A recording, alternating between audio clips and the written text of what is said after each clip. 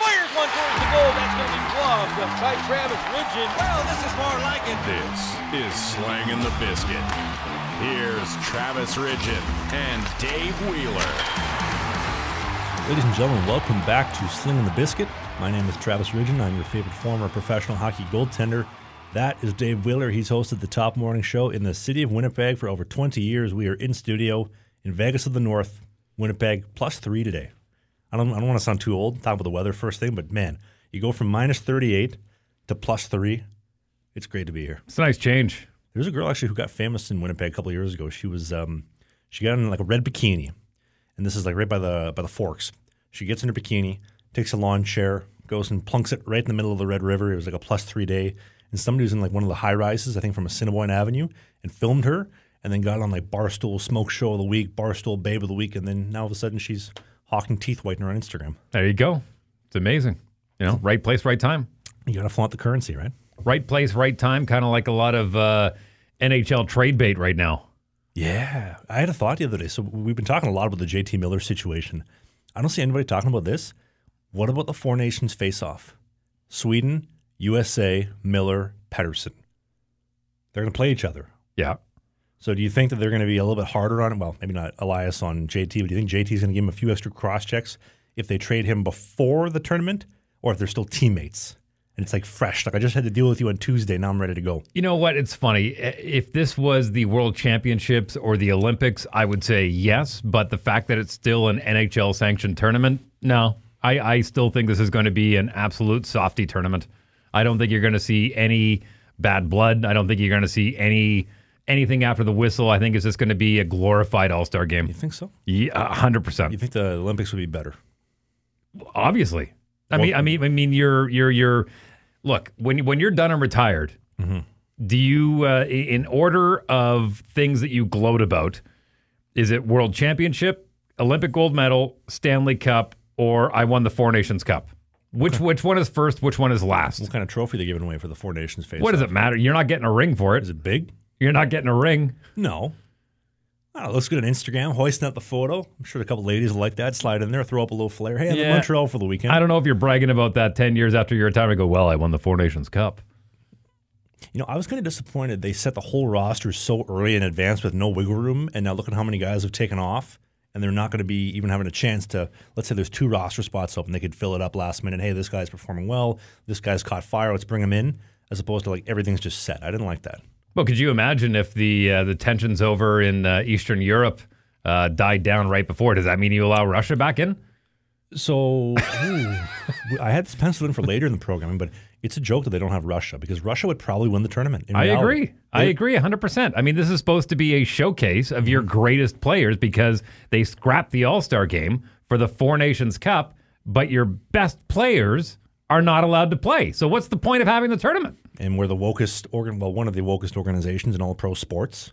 You look at the UFC, they have Russian fighters. They don't care about the political situation. Can you fight? Yes. Okay, great. Come fight for us. Do you want to watch sports? Great. The Australian Open just wrapped up last week. And are they Russians or no? Well, Arina Sabalenka, who is a Belarusian, so she's from Belarus, who is in bed with the Russians.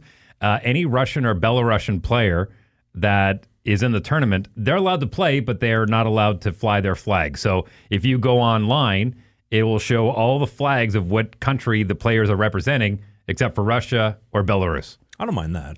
Why? What does it matter? Let them play. They're playing, right? You want the best to play. Yeah. But to say, listen, like you were born in Russia in 1988, sorry, dude, you can't play. We don't like your leader. Like, that's not fair. Let them play because they're also probably going to win the tournament. But, okay, you can play. We're going to take away your flag so you don't have to raise it and celebrate your country. I'm not a big fan of that, but I understand that. At least you're letting them play. I don't know. I the way I look at it, if you're going to let them play, then announce where they're from. Announce where they're living, you know? I don't know. Here's a better question. I don't get it. Like, we talked about this before. The fact that the NHL is still allowing Russians to play in their league, very happy, but not allowed in the Four Nations Cup because they don't want them wearing their flag on their chest, regardless of what your political affiliation is, regardless of what you think of what's going on over there. If they're good enough to play in your league, then they should be good enough to play in your All-Star game. When do you think Russia's going to come back to an actual international hockey tournament, if you had to put some money on it? Once the conflict is done. What do you think that's going to be? Once the conflict is done. That's a great question. I have no idea when that's going to happen. They'll budge earlier and say, you know what? It's been long enough. We need to have the Russians in. No. Because they're so woke. No. Well, it's not. It has nothing to do with woke. It's that they drew their line in the sand, and that's it. But you're punishing the players for what somebody else is doing. It's not their fault. Well, look, you know what? I'll be honest with you. I'm sure the Russians are like, I'm happy to take the week off. Well, they're going down to Cabo. They're going speedboating in Aruba. Right.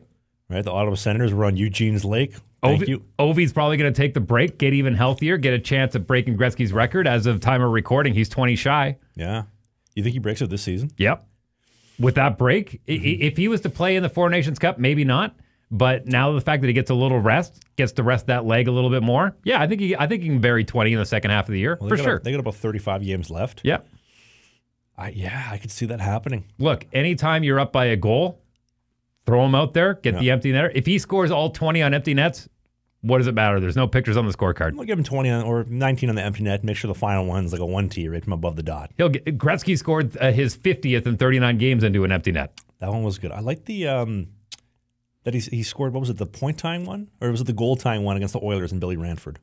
Oh boy, in Edmonton. And remember, the fans were chanting that they wanted Gretzky to get the point. They weren't even cheering for the Oilers at that point. They wanted to see Gretzky break the record. That was the one for the points. Yeah, he got an assist on the to beat Gordie Howe's record of 18 and change. Yep. On the assist, yeah. Game time goal in the third period, I believe. And then Kirk McLean was the points. No, the goals one. Yeah.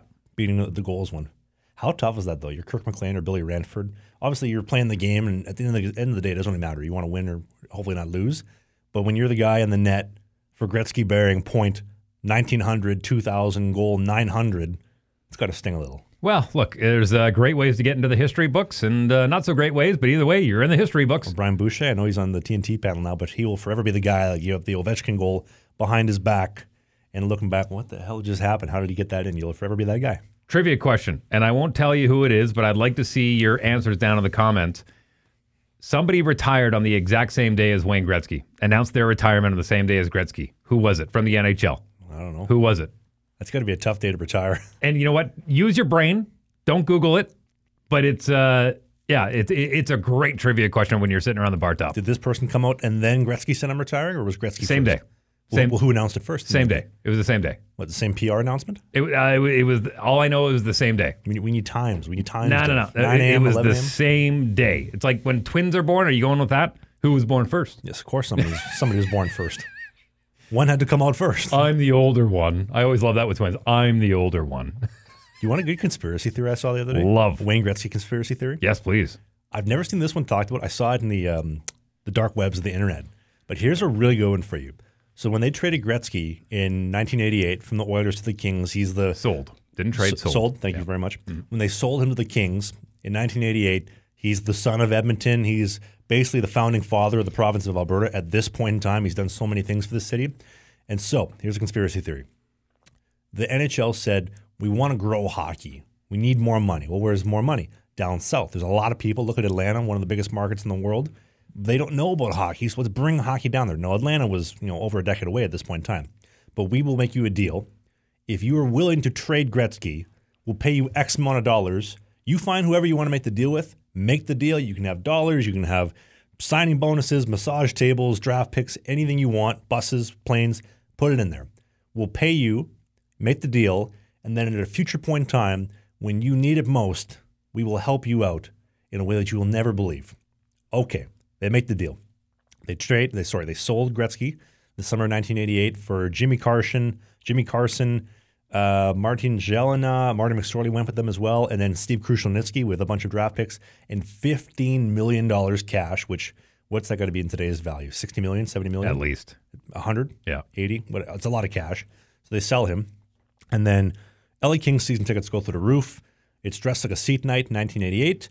1989, you can't buy your way into the building. The LA Forum, I think the Los Angeles Forum is what it was called. Yep. Place was buzzing. Mm-hmm. They ended up going. I still have a Sports Illustrated cover of Magic Johnson and Wayne Gretzky saying, "Great move, Gretz." I love the photo shoot of when he was on the beach in the Speedo with just his skates and his crotch exposed, and he's got a puck covering up his dong. That was a good one. Remember that one? Yeah, they did one with Janet as well in gear. Yeah, she was a good-looking girl back then. She still got it. Still got it. Still is. A little mileage under the odometer, but not a bad-looking gal. By the way, shout out to Demi Moore, who got her Oscar nomination for The Substance. My wife and I watched that over the weekend. Talk about a 60-year-old who's still looking fantastic.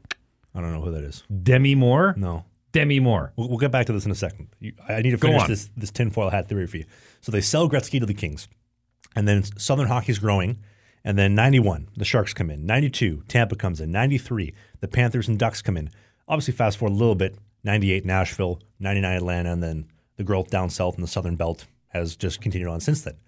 But so then in 93, on the verge of Gary Bettman coming in, because at this point they didn't have a commissioner. He'd done whatever he'd done with the association, the NBA for about a decade-ish. I think he was working in the early 80s. Then he comes in, the Kings go to the Cup final. Now, obviously, Marty McSorley gets the infamous, your stick has too much of a curve, penalty, Desjardins scores, and then Patrick Waugh takes him all the way to the mug. It's infamous. Great moment. But so we're going to promise you prosperity if you sell Gretzky for us. Now, Peter Pocklington, who I know your father boycotted because he said, you sold our son. Mm-hmm. We're not going to drink Beatrice milk anymore. No, he was the owner of Palm Dairies, and so our family switched to Lucerne. Because you guys were an Alberta family at this point in time. So, And I remember them they'd have cranes, and they'd hang a dummy doll of Peter Pocklington with his name on it, and they'd have it all, like he was the most hated man in the city. He was. Right? Yeah. So fast forward, 1998, Pocklington is threatening to relocate the team. I'm running out of money. He sells the team in 98, files bankruptcy that following year, is charged for fraud in the bankruptcy in 1999. He ended up spending, I think, 4 years under house arrest. A little bit of a sketchy guy if we're going to look at it at face value. Again, this is from the fake news, the mainstream media, but probably not the best guy if he's selling Wayne Gretzky. You shouldn't be doing that. His business partner in the transaction, Bruce McNall, owner of the Kings, he also did 4 years in jail for fraud. Mm-hmm. So you got those two guys coming together. Fast forward, this is where the tinfoil hat conspiracy theory gets really, really good. 2010, 2011, 2012, 2015, first overall pick. When McDavid was the first overall pick and the Oilers won it, they were sixth last. They won a magic lottery pick to go up from sixth to first.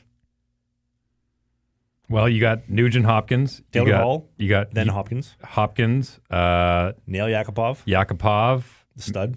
McDavid. I mean, I remember roasting some of my buddies who are Oiler fans, saying, you've had how many number one picks? How many? Mm-hmm. And every single time they took the best player in the draft instead of what was best for their team. They needed defense. They're still struggling with defense. They've got all this high-powered forwards, which has been the Edmonton Oilers' mantra. It's been their absolute, by design, score, instead of bolstering their defense, and that's been their downfall.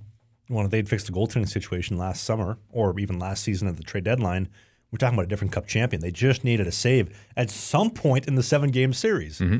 And they almost got dusted by Vancouver. I don't know how they squeaked past Dallas, but you couldn't beat Florida because you had the best goalie in the league, best goalie in the world at the other end. Mm-hmm. So what do? You just load up on a defenseman and leave the current guy in net who's got a great haircut and a great stash but can't stop a puck or a dump in. Right. I like Stuart Skinner, by the way, but I don't think he's the man for the job.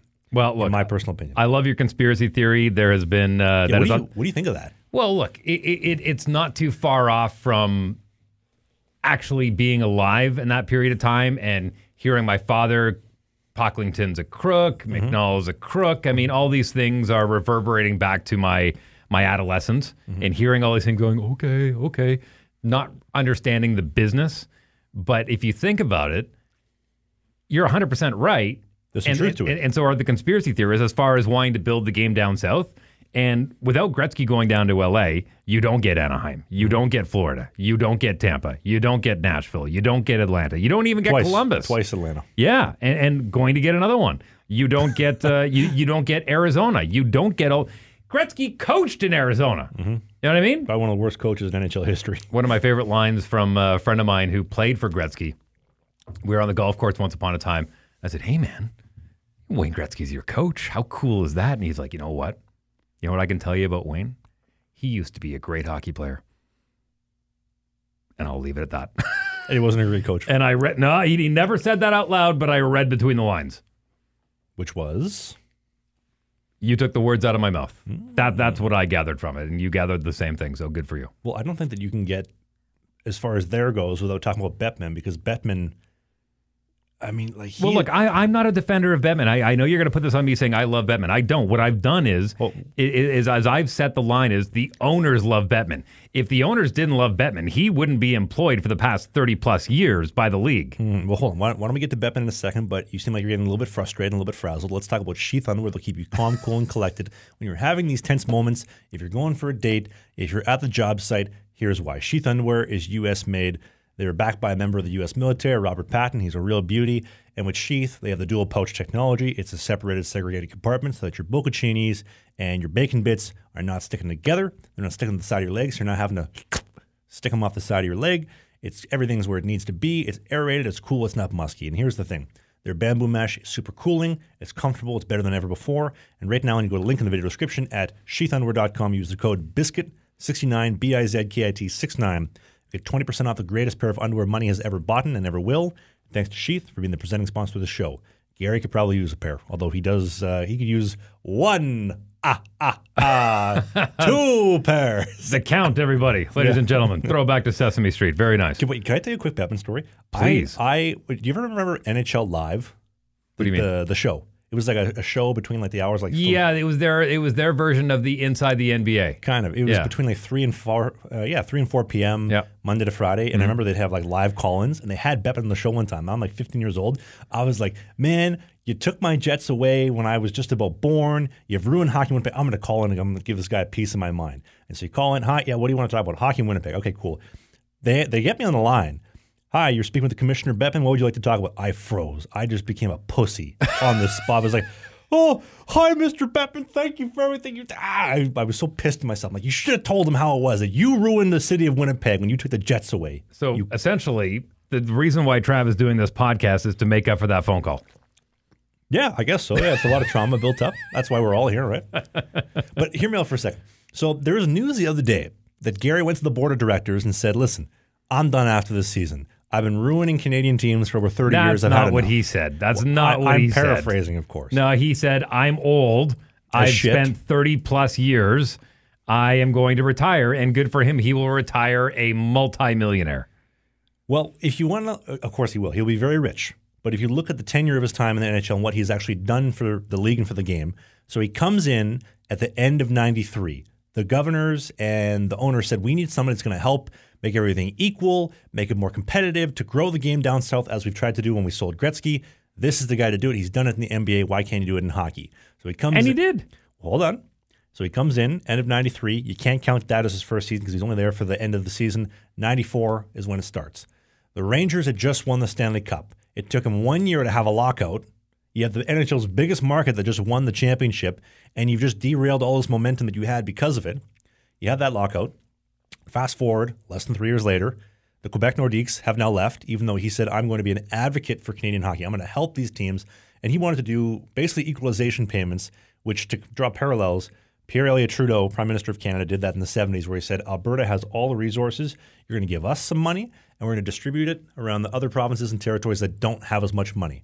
Gary said, we're going to do the same thing. Well, fast forward to 95. The Nordiques have run out of money. The Canadian dollar was 73 cents on the dollar. Currently, right now in 25, it is 69 cents at the time of recording.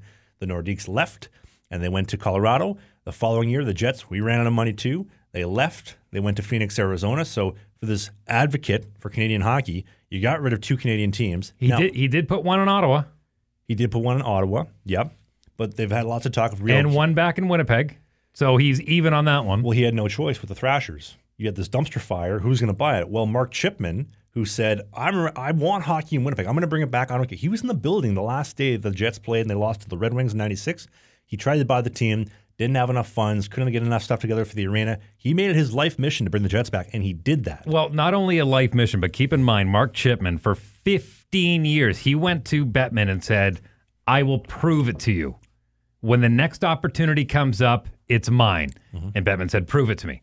15 years, built a new rink, NHL minimum seating capacity, filled the barn, was the cream of the crop when it came to the American League. And I know this for a fact because I was working with the American League at the time. Mm-hmm. Every time the American League, and Dave Andrews can attest this, who was the commissioner at the time, every time there was an AHL meeting where all the teams got together, everyone has basically said, okay, let's just hear what Manitoba's doing this year and we'll just Copy and paste for that one, because Manitoba, every single American League hockey player said, I would love to play in Manitoba. I would love to play for the Moose. That, if you're going to play in the American League, that is the spot to play. He proved himself, and that's why he got it. It wasn't just I guess we'll give it to Winnipeg. It took 15 years of putting in that hard work to get that team, because they could have gone to a lot of other places. Mm-hmm. They could have gone to Utah. They could have gone to Kansas City. They could have gone to a lot of other markets. But Winnipeg, 15-year investment. I'm glad you mentioned those things. He gave so much wiggle room, though, to the Coyotes, and how many failures they've had going from Phoenix to Glendale to Scottsdale. We couldn't even find a rink, so we went to a college rink where old Trav over here was playing in the Fed and the FPHL, the Federal Prospects Hockey League, going in arenas that were bigger than the Coyotes were. And he still gave them runway to the point where it was like, I don't have any other options. I've tried everything for the last 30 years. I've tried. We have failed. Let's just move them over to Utah, and then we'll bring another team back in 3 years, which is way more runway than he gave the Jets or the Nordiques in the 90s.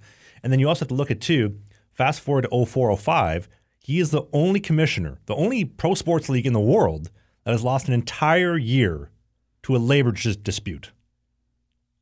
Nobody else has done that outside of this guy. And then he does it again in 2012, 2013, lost half the season. You've lost about 200 games, basically the equivalent of just shy of 2 seasons because of this guy. Okay, but has it made the players richer? Yes.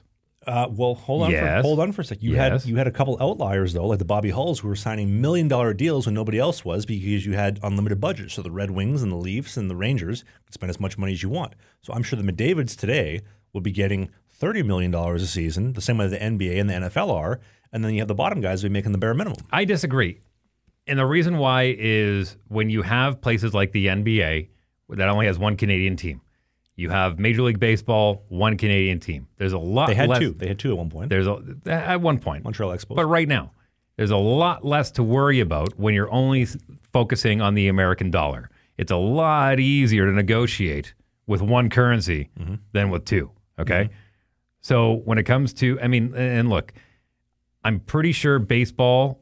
My stats might be wrong on this, and I'm only including North America. Major League Baseball, highest paid players. Second would be NFL. Third would be NBA. Fourth would be NHL. Probably MLS before the NHL. Because didn't Beckham sign that $50 million deal? And that brought the average way up, but there are guys that are only making maybe $100,000 a year playing MLS. Okay. There's guys that are not making big money. There's some players that, when they bring in Leo Messi, sure, they're going to pay him through the roof, and hopefully he drags everyone else's salaries up. But when it comes to the actual financial part of the game, the last thing I want to do is defend Gary Bettman. The last thing I want to do, because he took the Jets away, and he's done Canada dirty a little bit. A lot. But when it comes to the owners and it comes to growing the game, he brought the league from 28 teams up to 32 at least. Oh, more than that. Players are making more. Owners are making more. I think hockey now is just by a hair viewed more than bowling on ESPN in the U.S. And that's not a lie. At one point in time, bowling had more eyeballs on it than hockey in the U.S.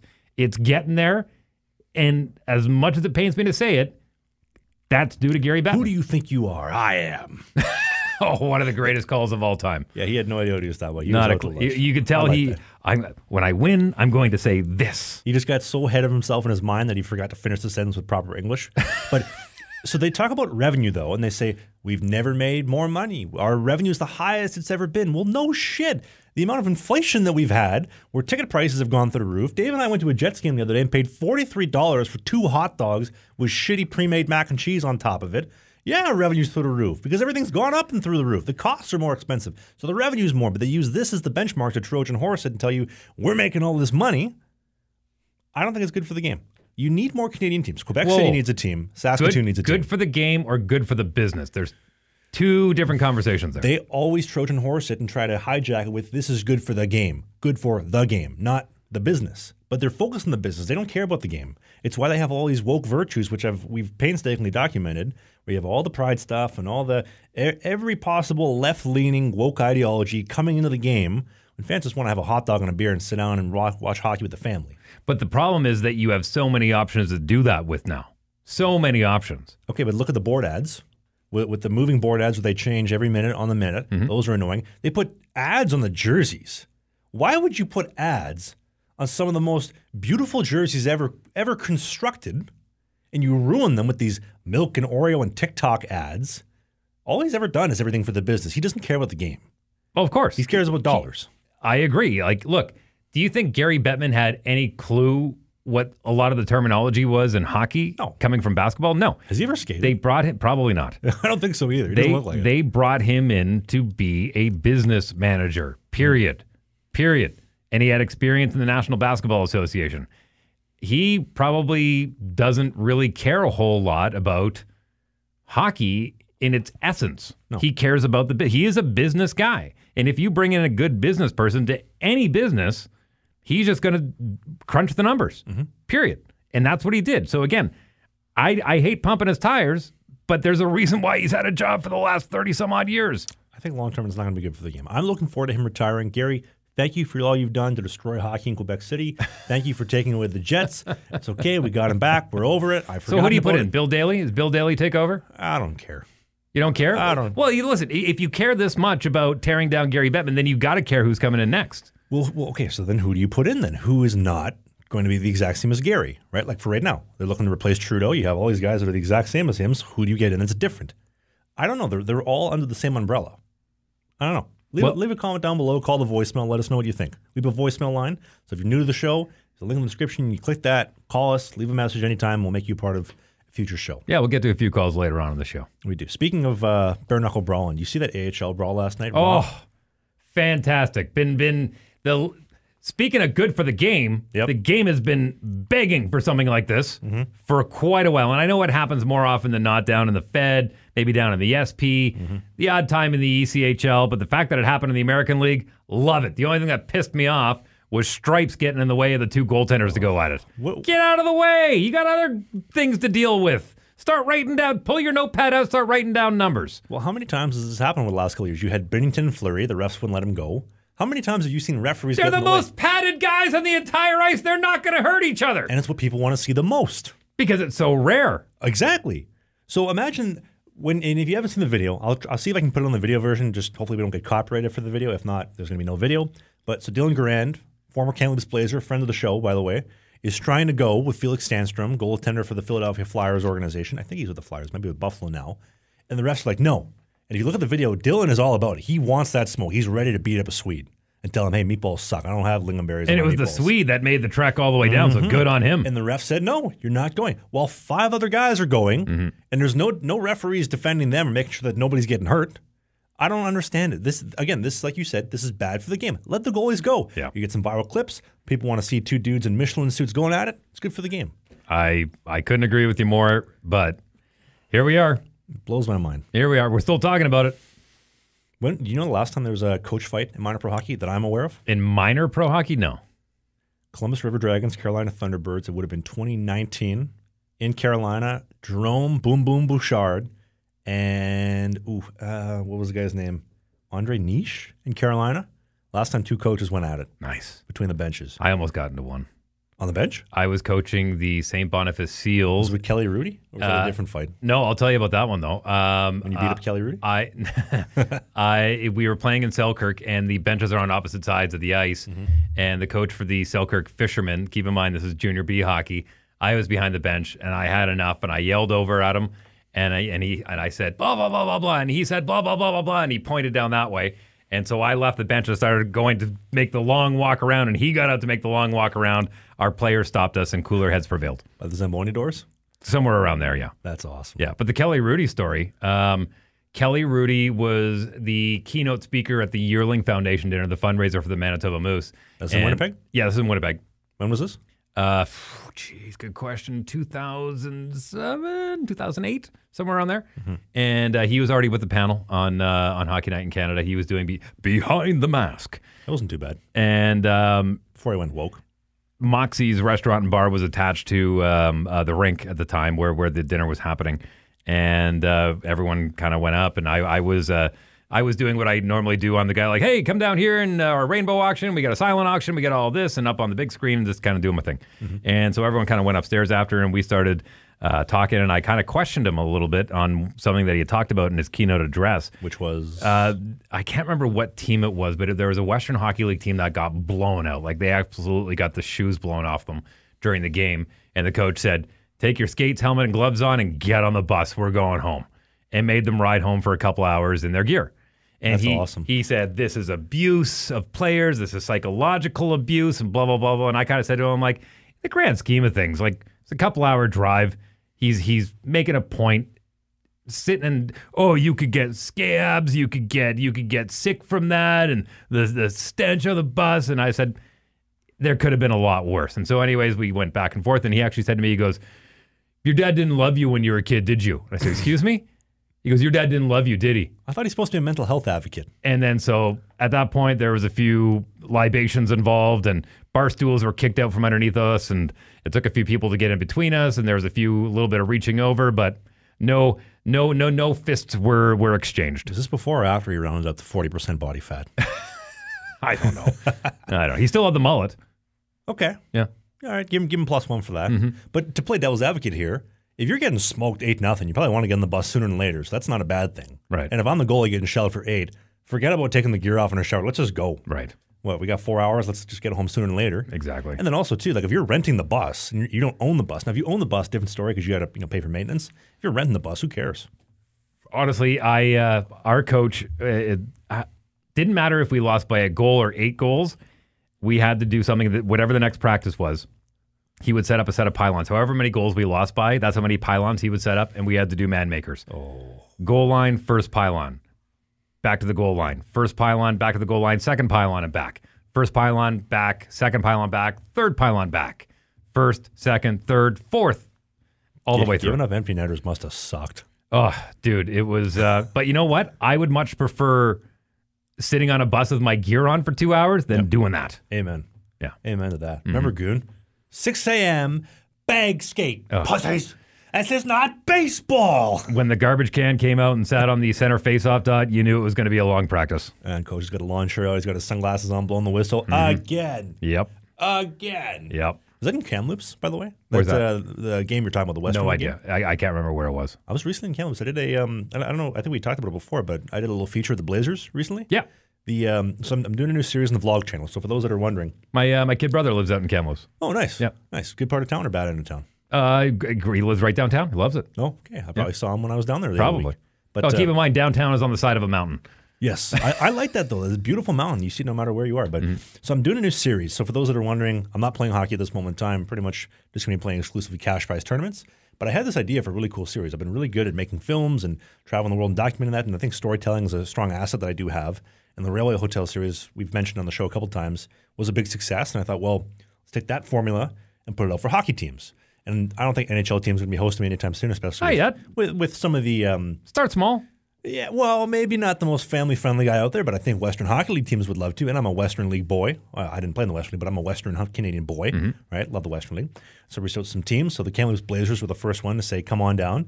So I came down.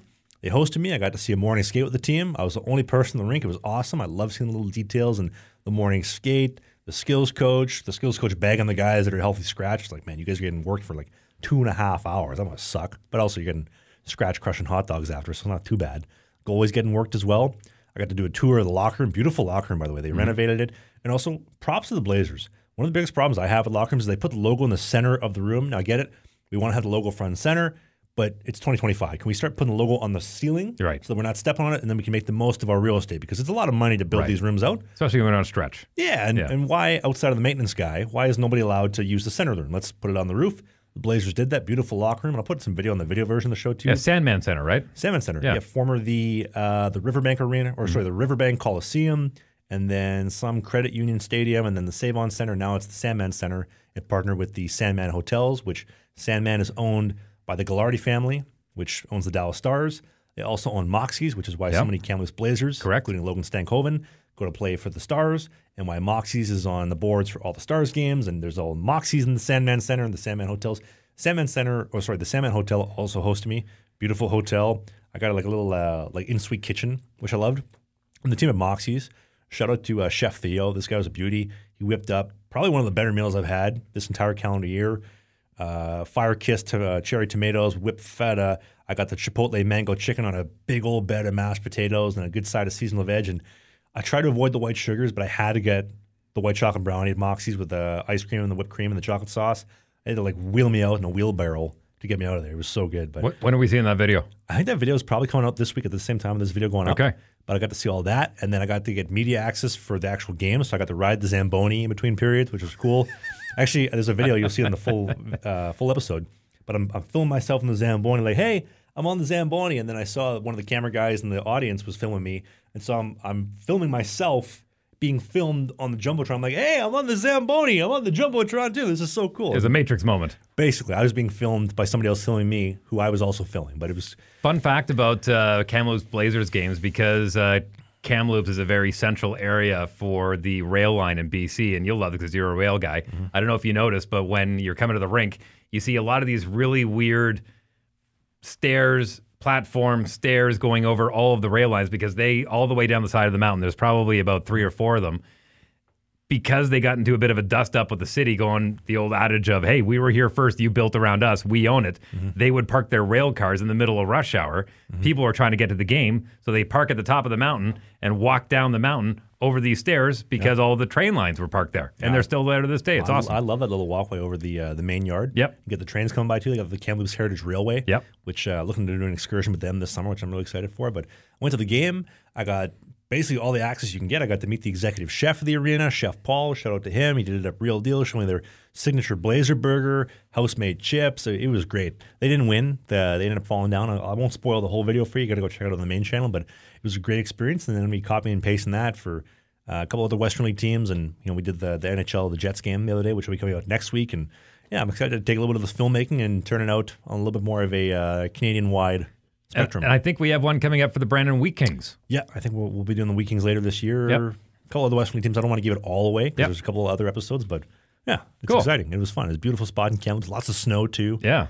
Yeah, and thanks to the Blazers for having me out. It was awesome, and I'm looking forward to doing many, many more episodes in this series. Speaking of those walks over the platforms in Kamloops every time, because I spent some time out in Kamloops because my brother lives there, every time I would do that walk, the song Walk by Pantera was in my head. Yeah. Are you talking to me? Walk. We're the Cowboys from hell. Oh, man. Dave Grohl said they're the most badass band ever to live. Well, here's a really badass story for you. So Dallas Stars have a big affiliation with the Kamloops Blazers. So when the Dallas Stars were in their same ownership, right? Yeah, basically same ownership with the Glardy Group. Glardy, I think it is. Anyway, so in their 99 Cup run, Dallas Stars, they go to beat up the Buffalo Sabres in 6. Did the goal count? I don't know. Leave a comment down below. Oh, that was the Brett Hull foot in the crease debacle. On the Dominator. Yeah. Do you think it should have counted or no? Not according to the rules they had at the time. I mean, in regular hockey, yes, but according to the rules that they had at that point in the National Hockey League, if the foot is in the crease, the goal does not count. So in the 99 Cup run, Craig Ludwig says to his friend Vinnie Paul, who's one of the drummer in Pantera, can you make us like a song, dude? Your songs are great. Your music kicks ass, but we just skate to the same boring pop songs of 1999. Can you do us a favor? He's like, dude, I got you. So when you hear that Dallas Stars song, that's Vinnie Paul and Pantera. They made that song specifically for the Dallas Stars in their 99 Cup run. And in that Cup run, when they started playing the song at home, they were, I think it was 9-2 in that Cup run using that song. And man, that song sounds great. It sounds just like Cowboys from Hell, Walk. I mean, a lot of the Pantera songs do sound the same. Sure. But what a great story. And then in the Cup run, after they won the Cup, the Cup celebration, Vinnie Paul was invited to the celebration by Craig Ludwig. And so, the infamous moment where Guy Carbonneau is hoisting the cup. We just won it. Hey, fellas, here's the cup for the pool. And then they threw it off the balcony to try to get in the pool, and then he missed and then cranked it off the side of the concrete. Once upon a time, Mike Keane, who was part of that cup-winning team, one of my co-hosts at the time asked that question about the cup and the pool. And you want to know what Mike Keane's response was? What? Even if I did know that story, I wouldn't tell you. You think he would come on the show? Mike Keane? Yeah. It's always worth an ask. So Vinnie Paul tells the story. He was there right by the pool, and he saw Guy Carbonneau launch the cup and then ding it on the concrete, and that's the cup dent. And then, Yeah, well, listen, that I've heard stories about that Stanley Cup, and keep in mind there's 3 of them. There's the one that gets handed out on the ice, and there's the one that kind of gets shipped around for promotional purposes, and there's one that the players get to deal with. I'm fascinated how they just keep adding rings, but you're going to run out of space eventually. No. So what they do is when they add a new ring along the bottom, the top one comes off, and that goes up at the hull. Mm-hmm. So then they move everything down, and then it keeps going that way. So it's the same amount of rings, but once they run out of space and that top ring comes off, goes in the hockey hall. Have you ever seen it? The cup started to be about this big, and then it kind of expanded. Initially it was just the cup. That was it. And then they added the base around it. Grey Cup, same thing. Man, the Calder Cup for the American League, same thing. You got to think, like, if you just kept adding, you get a cup. Like, guys don't have the wingspan anymore because it's such a big cup. I got a weekend with the Calder Cup. My roommate at the time had won the Calder Cup with the Chicago Wolves, and we got to take it around town. When we got it, it's not like the Stanley Cup where there is a keeper that comes with you and keeps an eye on it the whole time. They just ship it to you in a suitcase. In a FedEx box. Yeah, and it shows up. And I remember him and I, because it was in rough shape, we took it apart and we cleaned it up. We soaked the cup in vinegar and shined it up. We actually took a little bit of like model paint and painted up the base of it and made it look really good. Then we went out partying with it, and then we shipped it off to the next guy. They give you a return shipping label for that too, or no? Oh, yeah, of course. Yeah. Yeah. That they care about. They want to know where it is and where it's going, but it just gets passed around. This thing hasn't been cleaned in years. Thanks for polishing it up, fellas. The Calder Cup's like the village bicycle. Everyone gets a turn. You want to do, let's do the Caps. That Lindgren save from last night. Oh, man. So they're playing the Canucks. Canucks are up by a goal. Lindgren decides to race towards the bench because he's getting the wave. All of a sudden, quick turnover in the neutral zone. He gave himself the wave. Coach wasn't waving him. He went himself. He's like, okay, now's the time. Like, oh, maybe not. He came back, and man, he made a great Bobby Orr dive across the north, in between the crease and the blue line. What a save. I hope someone snapped a picture of that. Of course. That Lindgren save, that's the kind of save you make when you got a couple birds in row 3 coming down to see you in Vancouver. Like, I got to make a back for the save. I can't not make this save. Yeah. Especially when you have the most 8s and 9s, and anywhere in Canada and Vancouver coming down. It's got like a 3-to-1 women and men ratio in Vancouver. I love living in Vancouver. I bet you he was the first guy that was undressed and cleaned up and ready to go. I would be too. Especially you make a save like that to finish off the game. You send the fans home happy, and the ladies in row 3, right? Section 105, come on, get on your feet. Yeah, that was a hell of a save. Also, the Caps are the only hockey team that I can never think of that had not only 2 full right goaltenders, because Thompson and Lindgren are both full right. Their practice third goal is also full right, catching silly side like myself. Interesting. That's got to throw the players for a loop. You get the glove on the opposite side, then you go to play against all the regular-handed goaltenders in the National League. That's like when you show up in the first tee box and you're playing with 3 other left-handers. That's a rarity. Yeah. It happens every once in a while, but I can count on one hand the amount of times it's happened. Well, you fired off in ladies' tees, right? Absolutely, sure, yeah, if I'm trying to break 50. Well, that was exciting. And then as far as the Canucks go, too, because they were playing the Canucks. So what do you think of this? Here's a little bit of a hot take for you. If I'm the Oilers, I'm calling the Vancouver Canucks. Listen, we want Demko. He's 3-9. He's got an 860 save percentage. He's got worse numbers than Ridgen did in the Fed. What's it going to take to move this guy? Because you already missed out on the boat on Markstrom because they were trying to sign Markstrom out of Vancouver. They got cheap. Oh, we'll save a couple bucks. We'll lowball. Well, he went to Calgary. And then you lost in the Stanley Cup final last year because you just needed 1 save. What's it going to take to get a guy that's a little bit on the lower end? So, for example, if let's just say in October of 2024, you want to put some money down in Bitcoin. It's going down. We don't know who's going to win the election.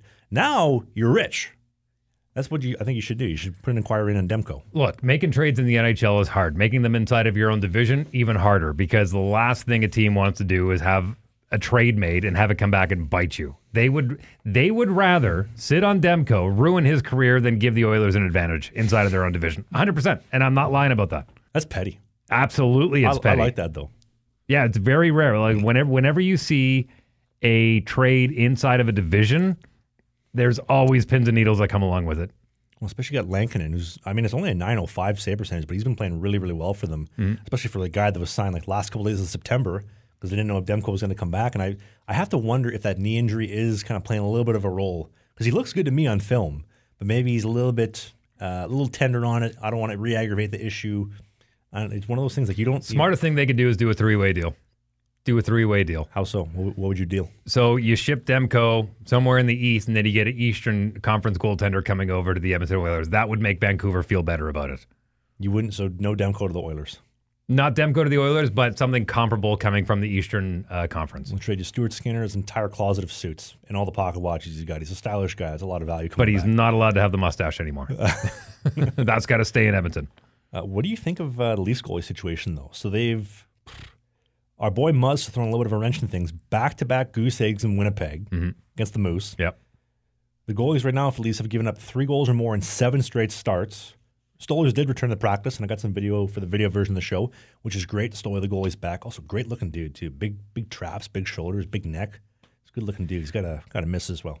We got one that we know of. Maybe he has multiple, but who knows? You put on the tinfoil hat earlier on in the show. I'll do the same. Ooh, this trade that was made between Carolina and Colorado, and then the Chicago trade as well.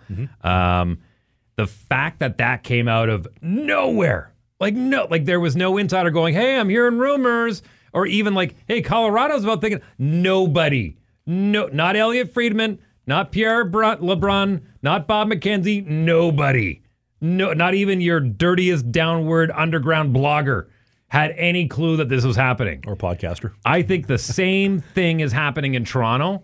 They're setting themselves up. They're going to make a trade, a big one, and there'll be a goalie involved. I don't have anything to substantiate that claim. Nothing. But the fact that they are so rich in goaltending right now, despite the fact that they're goaltenders, listen, everyone has a bad week in the NHL. They're a dime a dozen. The fact that they are so rich in goaltending right now, they are able to make a move like that and really figure out what they need, what is the missing piece to make a run. One of those goaltenders is going to get moved. Who do you dish? Stollers. What? Yep. He's probably the Vezina frontrunner. He is going to get you that missing piece of the puzzle. Which is? Who knows? Only Toronto knows that. D-man, forward? If it was me, I would probably either bolster up, and I know this sounds crazy, bolster up my third line or get a 5th D-man. Who's your starter? Wolves. Wool? Yeah, Wool. I don't trust him. I'm biased. Yeah, I know you are, but you know what? Maybe you can put Muzz in there because he's got the Stanley Cup experience. You put him on. I don't know. I think they start Wool. I think they buried him. I don't think they gave him a fair shake. You get a 2-time Stanley Cup champion. I know. He's there for insurance. Show business, not show friend. He's there for insurance. And you know what? Be patient. Be patient. It's not like the Toronto Maple Leafs are scrambling. They've got a lot of pieces on the chessboard right now. They're going to make the right move at the right time. You watch, one of those guys is going to get moved for the deadline. Yeah, you know I'm loyal to a fault, though. But don't, look, think with your brain instead of with your heart. Okay? Well, I'm supportive, though. I support my boy. Yeah, absolutely you can be supportive. But when it comes right down to it, if it comes to being loyal to your boy or winning a Stanley Cup, what are you taking? Stanley Cup every single time. You'll invite your buddy to come party with you. This is why I said loyalty to a fault. Yeah, to a fault. To a fault. There you go. What do you think of the Matthews McDavid Big Mac versus the Smokey Big Papi commercial? Oh, you mean the Larry Bird Michael Jordan commercial? Yeah, the Rotten Ronnie's Wonderland, home of the hot bag. The one they've been doing back in the 90s when Larry Bird and Michael Jordan be like, off the court, off the backboard, nothing but net. They've done this before. And they're just doing it with these 2 new superstars, and hopefully people from your generation and younger will not go on YouTube and find all those commercials that Bird and Jordan did, and they were fantastic. I can't see McDavid or Matthews genuinely eating McDonald's. I can't see it. Maybe it's their guilty pleasure. Who knows? Look, you get rid of the bun, that's still a great keto meal. Ooh, God knows what's in that meat. Horse meat. It's still keto. Meat and cheese. Processed cheese.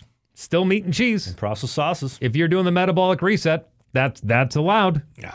Let us know in the comment section. Do you think McDavid and Matthews eat McDonald's? Every once in a while. Do you think that they crush a Smokey Big Papi and a Big Mac David? That's what they're calling it? Big McDavid, is that what they're calling it? Yeah, the Big Mac David. Well, they're calling it the Big Mac David. I did see the other day when I was going by for a coffee that they have the Hat Trick, which is a triple cheeseburger.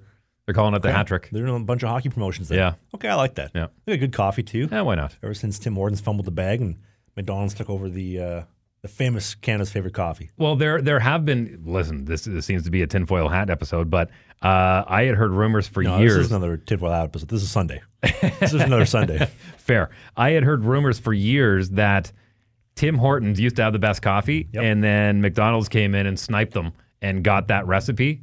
And so what you're drinking at McDonald's is the old Tim Hortons recipe. No, so Tim Hortons had the rights to Canada's favorite coffee, whatever you want to call it, pre-2009. This is before Tim Hortons was bought by Burger King and whatnot. Yeah. And then obviously, like Gary Bettman, we talked earlier, we don't care about the coffee or the game, what's good for the business. Right. And so Tim Hortons came in, and they had the exclusive, you can't sell to any other major corporations like the McDonald's or the Burger Kings, just us. But we're going to go with the cheaper bean.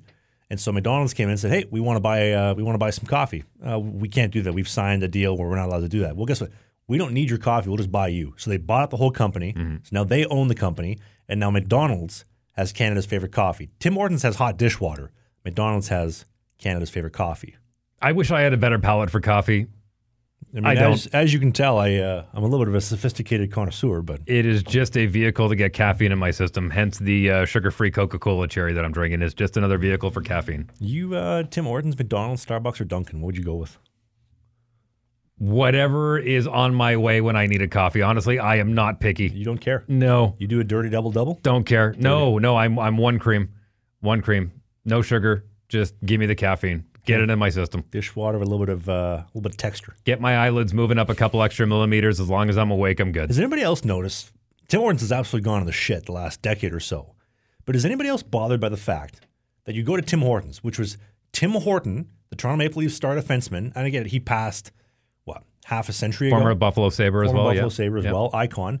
Opened the first store in Hamilton. He opened it because he wanted to have a Canadian shop that made Canadian donuts and served great coffee for all of his friends to come. Fun fact, Mike Myers couldn't use Tim Hortons in his movie Wayne's World, so he called it Stan Mikita's instead. That's funny. Yeah. That's good. But what's not good, you go to Tim Hortons, which is supposed to be a Canadian company, Canada's favorite coffee, and there's no Canadians working there. Sure there is. No, there's not. Yeah, sure there is. So if you notice that there's no Canadians working there, and I'll tell you why.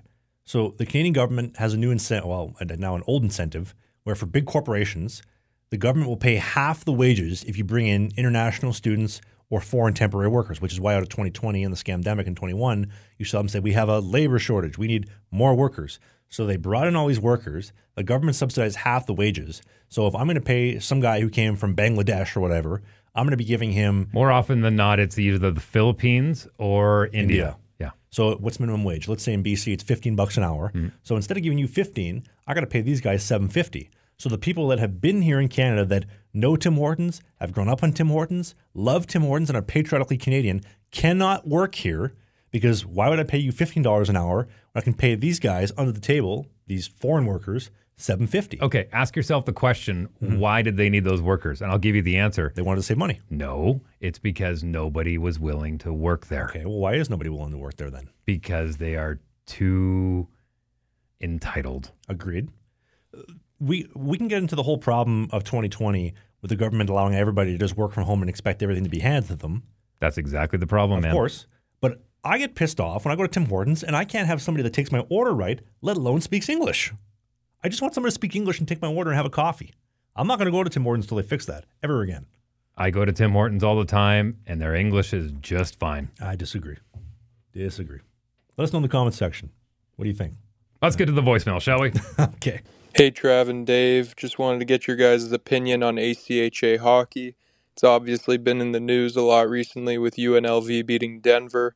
Just wanted to hear your thoughts on ACHA and how it's grown over the years. Love the pod, boys. Thank you, Jaden. It's grown a lot. He's referring to that big win where University of Las Vegas, Nevada beat, and they were the ACHA reigning champions, beat the University of Denver Pioneers 7-6 in Denver. ACHA defeating the NCAA Division I champions. That's huge for the game. It's grown a lot.